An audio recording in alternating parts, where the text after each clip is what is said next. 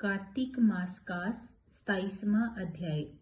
इस प्रकार वे राक्षस और पिशाचनी दोनों घूमते फिरते नर्मदा नदी के किनारे एक वट वृक्ष के नीचे आकर ठहरे।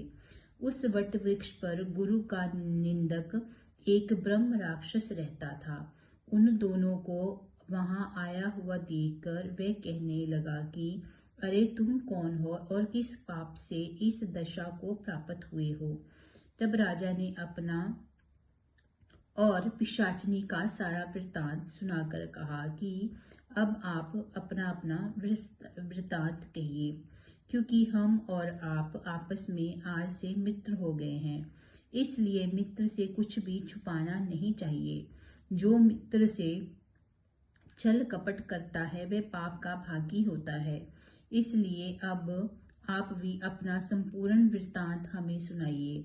तब ब्रह्म राक्षस कहने लगा कि हे मित्र, मैं मगध देश में प्रवीण सोमदत्त नाम वाला ब्राह्मण था। मैंने मद में आकर अपने को बड़ा भारी विद्वान मानकर गुरु का अपमान किया।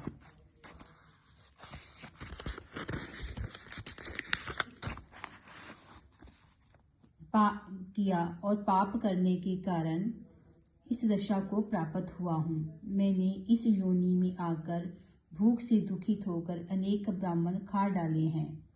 गुरु के अपमान के कारण ब्रह्म राक्षस की योनि प्राप्त होती है, ये मैंने भली भांति जान लिया है। तब कलमाशपाद ने पूछा कि हे मित्र, गुरु की कोटि में कौन कौन आते हैं।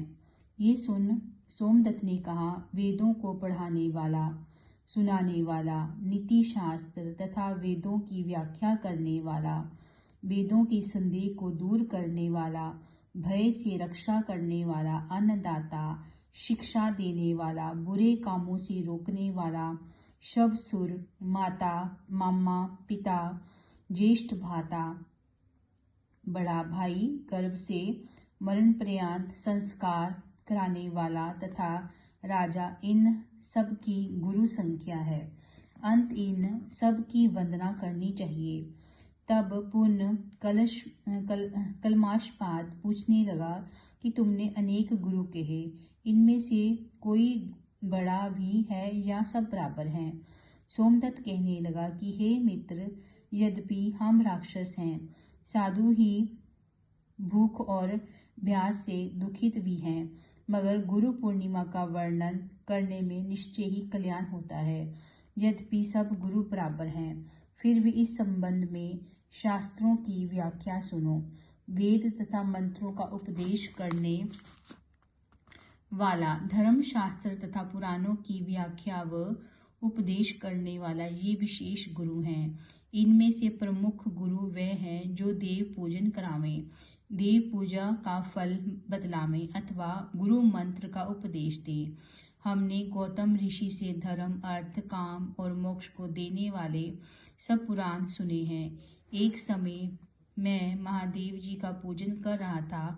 उसी समय श्री गौतम जी वहां पर आ गए। मैंने खड़े होकर उनको प्रणाम नहीं किया, वरना पूजा में ही लगा रहा।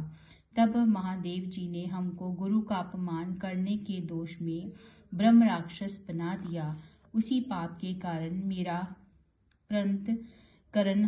अंतकरण जला जाता है। ना जाने इस दुख से कब मुक्ति मिलेगी।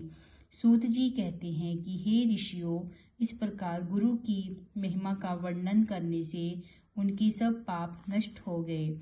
इतने में उन्होंने दूर से आते हुए गर्ग मुनि को देखा तो दोनों राक्षस तथा पिशाचनी अपने दोनों हाथ उठाकर उनकी ओर भागे कि हमारा भोजन आ गया। परंतु फिर गर्ग जी के कहे हुए वचनों को याद करके उनके निकट ना जाकर दूर से ही पिशाचनी कहने लगी कि हे महात्मन, आपको नमस्कार है। हमने कितने ही ब्राह्मण खा डाले हैं, परंतु आप महादेव जी के